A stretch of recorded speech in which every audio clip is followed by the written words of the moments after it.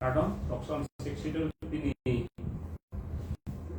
ang deng lagi 510 ang dengan lelo abang so to sulong ilong lagi sa papondo ito kasing on PCC President retired IS Sajega Alam hasil sa papondo kadang sige ng salam bele aduna okay abang salam asam ito kapal ito ng atenang so siya kami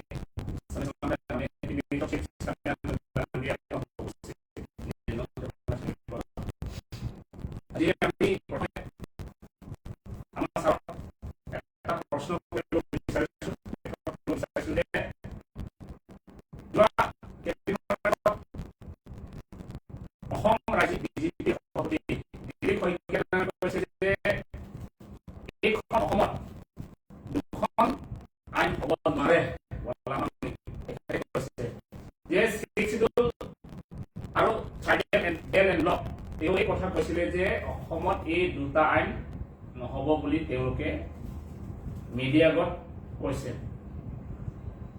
সেই কথা কোৱা কাৰণটো কি সেই উদ্দেশ্যটো কি আপুনি ৰাইজৰ আগত ক'ব নিবিচাৰে নমস্কাৰ দিলীপ শইকীয়া ডাঙৰীয়াই যিটো ক'লে বিজেপি তেখেত বিজেপি প্ৰেচিডেণ্ট হয় আসাম ষ্টেট বিজেপি প্ৰেচিডেণ্ট এখেতে কনষ্টিটিউশ্যনৰ কথা নাজানি পেলাই আৰু আমি অসমত থকা ট্ৰাইবসকলৰ কথা নাজানিহে তেওঁ এইবিলাক কথা কৈছে অসমত থকা ট্ৰাইবসকলে অন্য ট্ৰাইবস নিচিনা নহয় আমি জাতিয়েই ডিফাৰেন্ট জাতীয় পাৰ্থক্য আছে আমি সকলোৱে মংগোলিয়ান মানুহ ইয়াত যেনেকে বামুণসকলে কায়স্থসকলে নিজৰ জাতিটো এৰিব নোখোজে নিজৰ জাতিটো ডাঙৰ কৰিবলৈ বিচাৰে সেইকাৰণে তেওঁলোকে কাষ্ট সিস্টেমটো গঠন কৰিছে ব্ৰাহ্মণ কায়স্থ ক্ষত্ৰিয় বৈশ্য আৰু শূদ্ৰ বুলি তেওঁলোকে গঠন কৰিছে তেওঁলোকে সেইটো একচেপ্ট কৰে আৰু দিলীপ শইকীয়া ডাঙৰীয়া তেওঁ বোধ হয় শূদ্ৰ কৰে তেওঁ বোধ হয় শূদ্ৰ হ'ব লাগিব শইকীয়া বুলি কৈছে এতিয়া বৈশ্য নহয় তেওঁটো বিজনেছমেনটো নহয় হ'বলা ক্ষত্ৰিয়ও নহয় ব্ৰাহ্মণটো তেওঁ এনেই নহয় হ'ব নোৱাৰে কাৰণ ব্ৰাহ্মণ বুলি ক'লে এইটো জাতিৰ কথা মাংস আৰু তেজৰ পাৰ্থক্য থকা থাকিহে তেওঁলোকে ব্ৰাহ্মণ বুলি কৈছে ক্ষত্ৰিয়ও একেই কথা তেতিয়াহ'লে তেওঁ জাতিৰ বৰ্ণ তেওঁ আটাইতকৈ নিম্ন জাতি বোধ হয় নিজ জাতি আটাইতকৈ তলত যিটো মনুস্মৃতিয়ে কৈছে ব্ৰাহ্মণৰ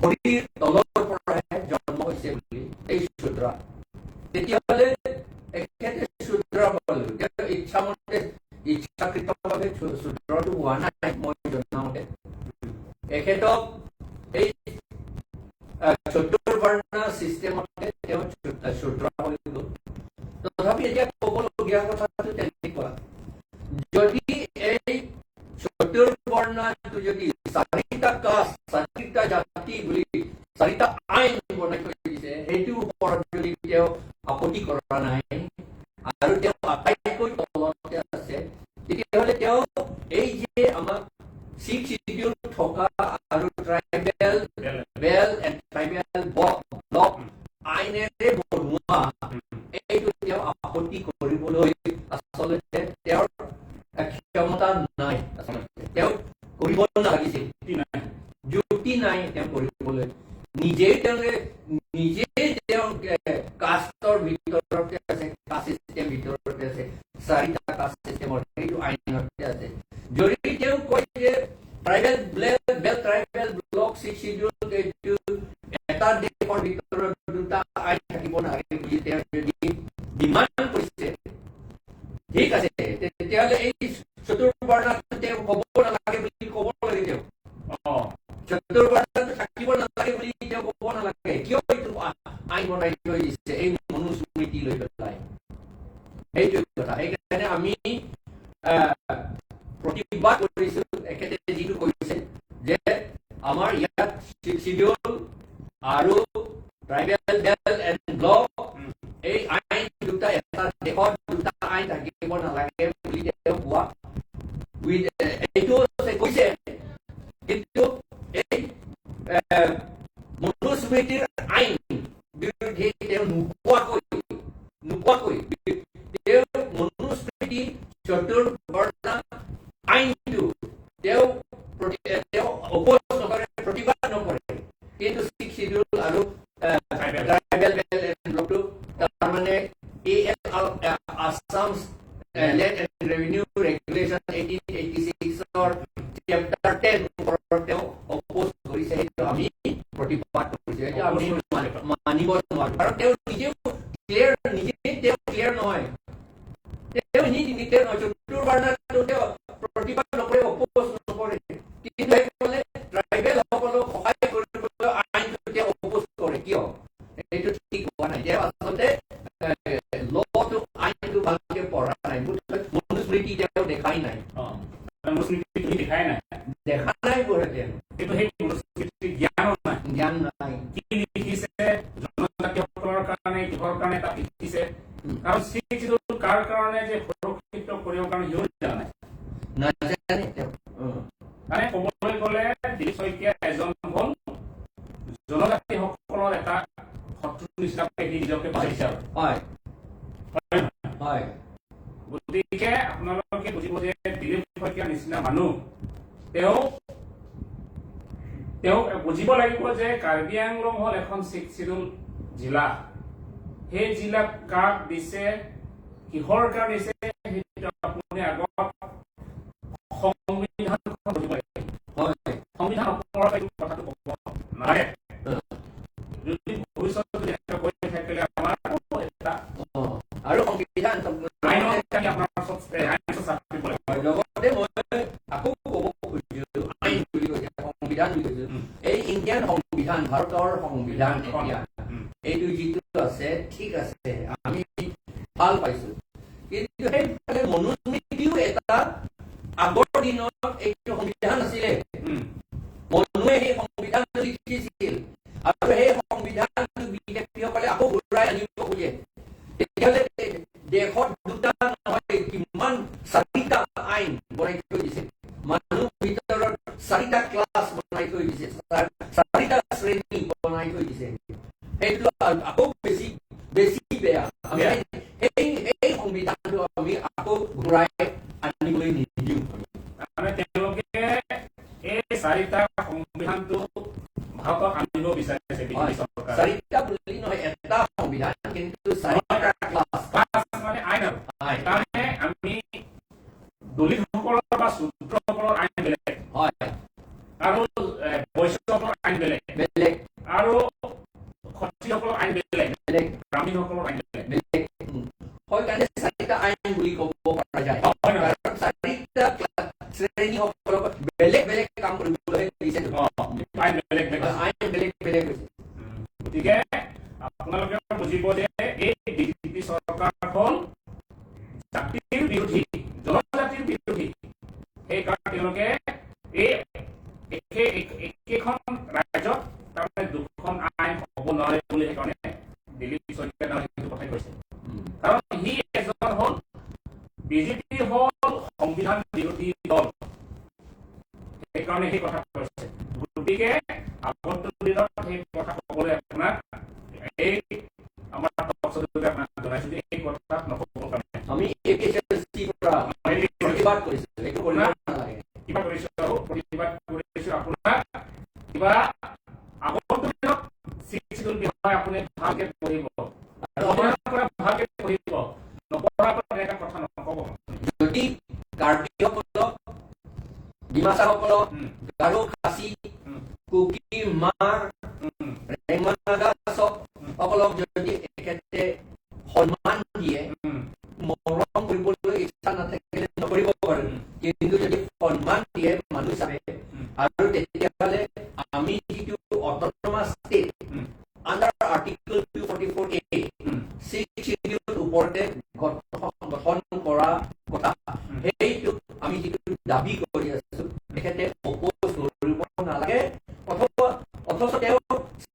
কৰিব লাগে strongly we request him to support us হয় আপুনি যদি সঁচাকে জনজাতি যদি আপুনি ভাল পায় মৰম কৰে আপুনি জনজাতি যদি উন্নতি বিচাৰে উন্নতি হ'ব বিচাৰে উন্নতি হ'ব লাগে যদি আপুনি বিচাৰে তেতিয়া আপুনি অট'নমাছতে দিব লাগে আপুনি সংসদ আপুনি উত্থাপন কৰক না কিয় উত্থাপন নকৰিলে আপুনি যদি সঁচাকে যদি আপুনি জনজাতিৰ ওপৰত অলপ কিবা মৰম আছে আপুনি সহায় কৰিব বিচাৰিছে আমাৰ জনজাতিসকলক অতি দুখীয়া বুলি আপুনি জানে সঁচাকে জানে বুলি যদি ভাবে তেতিয়া আপুনি সংসদ উত্থাপন কৰক গোটেই অতি শীঘ্ৰে কাৰ্বি আংলং ডিমা হাছাওৰ দীৰ্ঘদিনৰ পৰা দাবী কৰা যে আৰ্টিকল 200 সংশোধন কৰিব লাগে বুলি আপুনি উত্থাপন কৰক আপোনাৰ চৰকাৰ আপোনাৰ চৰকাৰ কিয় মানে ইমপ্লিমেণ্টেশ্যন কৰিব লাগে সংশোধন নহয়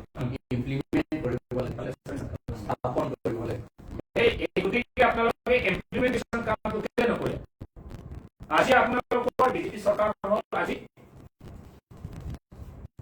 15 বছৰ শাসনকালত এতিয়া আপোনালোকে আছে দখলত কিন্তু সেই অট'নমাছ ষ্টেট আপোনালোকে এতিয়ালৈকে দিম বুলিও প্ৰতিশ্ৰুতি দিয়াই নাই এতিয়া 15 বছৰ আপোনাৰ পাৰ হ'ল অৱস্থাত আছে কিন্তু আপোনালোকৰ সেই দাবীটো আমাৰ যিটো দুখন জিলা এই পাৰ্বত্য দুখন জিলা দাবীটো আজিলৈকে আপোনালোকে পূৰণ কৰিব লাগে সেইটো কাৰণে চিন্তা কৰিব যদি সঁচাকৈ যদি চাইকেলৰ যদি মৰম থাকে জনজাতিৰ ওপৰত যদি আপোনাৰ কিবা থাকে তেতিয়াহ'লে সেই দাবীটো আপুনি পূৰণ কৰক আৰু আছে আমাৰ কেইটামান কথা আছে কাৰ্বি আংলং মাটি আম্বানী আন্দানী এতিয়া এই বিজেপি চৰকাৰে ঘটাবলৈ এতিয়া যুঁজা চলি আছে সেই মাটি দি পেলাই যে জনজাতিৰ উন্নতি কৰিবৰ কাৰণে বোলে মাটি দিব লাগে বুলি তেওঁলোকে বিজেপি চৰকাৰে কাৰ্বি আংলং কৈছে যে আমি মাটি দিব লাগে সেই মাটি দিয়েহে আমি উন্নতি মানে এমপ্লয়মেণ্ট বিলাক বা চাকৰি পাম বুলি তেওঁলোকে কিবা কৰিছে সঁচাকে এই মাটি দখল যে কাৰ্বিসকলৰ জনজাতিসকলৰ মাটি দি পেলাই যদি সংস্থাপন পাবনে নাপাব কওকচোন মানুহবিলাকক লেণ্ডলেছ যিবিলাকে মাটি নাই তেওঁলোকক অলপমান লিভিং ষ্টেণ্ডাৰ্ডটো উঠাবলৈ কাৰণে অলপমান উন্নতি কৰিবৰ কাৰণে চৰকাৰে চিলিং চাৰপ্লাছ আইন কৰিছে MNP বুলি মিনিমাম নিডছ প্ৰগ্ৰাম বুলি কৰিছিলে আৰু এই মিনিমাম নিডছ প্ৰগ্ৰামত 3 বিঘাকৈ লেণ্ডলেছ মানুহবিলাকক যিবিলাক মাটি বাৰী একেবাৰে নাই তেওঁলোকক 3 বিঘাকৈ কমেই 3 বিঘাকৈ দিবলৈ প্ৰগ্ৰামটো কৰিছিলে এতিয়াৰ পৰা নহয় এই 1975-74 পৰা চলি আছে তেওঁৰ মাটিটো মানুহক উন্নতি কৰিবলৈ হ'লে মাটিটো লাগিবই যি স্পেচিয়েলি যিবিলাকে মাটিৰ ওপৰত খেতিৰ ওপৰত নিৰ্ভৰ কৰি জীয়াই থাকে তেওঁলোককো মাটিটো দিব লাগে বুলি সকলোৱে জানে তেতিয়াহ'লে এই মাটি যদি কাৰ্বি আংলঙৰ মাটি যদি চব ধনী মানুহবিলাকক যদি চব দি দিয়ে আম্বানী আদানী এইবিলাক বেছি ধনী এইটো সকলোৱে জানে তেওঁলোকৰ 1-2 বিঘাত কাম নাই তেওঁলোকৰ কাৰণে তেতিয়াহ'লে হাজাৰ বিঘা তেওঁলোকৰ মালিক হয় অলৰেডি তেওঁলোকক দি পেলাই কেনেকৈ কাৰ্বিসকলক উন্নতি কৰিব পাৰিব কেনেকৈ কুকিসকলক ৰেংমাসকলক ডিমা হাছাওসকলক গাৰো খাচীসকলক কেনেকৈ উন্নতি কৰিব কেনেকৈ তিৱাসকলক কেনেকৈ আদিবাসীসকলক কেনেকৈ খিলঞ্জীয়া অসমীয়াসকলক কেনেকৈ উন্নতি কৰিব পাৰিব যদি মাটি যদি তেওঁলোকৰ হাতৰ পৰা কাঢ়ি লৈ যায় এই মিনিংলেছ কথা সেইকাৰণে এইবিলাক কথা মানুহবিলাকক ভুল বুজিবলৈ অলৰেডি মানুহবিলাকে ইমান ইণ্টেলিজেন্স চুকাও নহয় আৰু তাৰ ওপৰত আকৌ বেছিকে মূৰ্খ কৰিবলৈ আমাৰ বিজেপি চৰকাৰে যিটো কৰিছে আমি সেইটো প্ৰতিবাদ কৰিছে আমি অপোজ কৰিছে, এইটো কেতিয়াও এইবিলাক হ'ব নোৱাৰে। তেওঁলোকে কৈছে বহুত উন্নতি হ'ব, কিন্তু সঁচাকৈ যদি কাৰ্বি আংলঙৰ জনজাতিসকলক যদি উন্নতি কৰিব বিচাৰিছে, কাৰ্বি আংলং অট'নমাছ কাউন্সিলৰ 30 ডিপাৰ্টমেণ্ট আছে, সেই ডিপাৰ্টমেণ্টে উন্নতি কৰিব নোৱাৰিছে। কাৰ্বি আংলং কাউন্সিল আণ্ডাৰত 30 ডিপাৰ্টমেণ্ট আছে। 30 ডিপাৰ্টমেণ্টৰ মালিক, এই 30 department including PWD, agriculture, PHE, medical, social welfare, forest department, soil conservation, PHE, water resource, irrigation, বহুত আছে। 30 ডিপাৰ্টমেণ্ট, 30 ডিপাৰ্টমেণ্টছ, more than 30 3,000-4,000 গভৰ্ণমেণ্ট চাকৰি আছে। সেইটো যদি আমাৰ কাৰ্বিসকলক, আমাৰ ট্ৰাইবেলসকলক, খিলঞ্জীয়া অসমীয়াসকলক, আদিবাসীসকলক যদি কাৰ্বি আংলঙত, ৱেষ্ট কাৰ্বি আংলং আৰু ডিমা হাছাওত থকা সকলক যদি দিয়ে, তেতিয়াহ'লে আমি একেবাৰে ধনী নহ'লেও অলপ কিবা এটা খাবলৈ দিনত এটা খাবলৈ পাব, ল'ৰা ছোৱালী পঢ়াব পাৰিব, সৰু ঘৰে সাজিব পাৰিব, সৰু এটা গাড়ী কিনিব পাৰিব। তেতিয়াহ'লে কিয় সেইটো নকৰে? এইটো কৰিব লাগে বুলি জানে।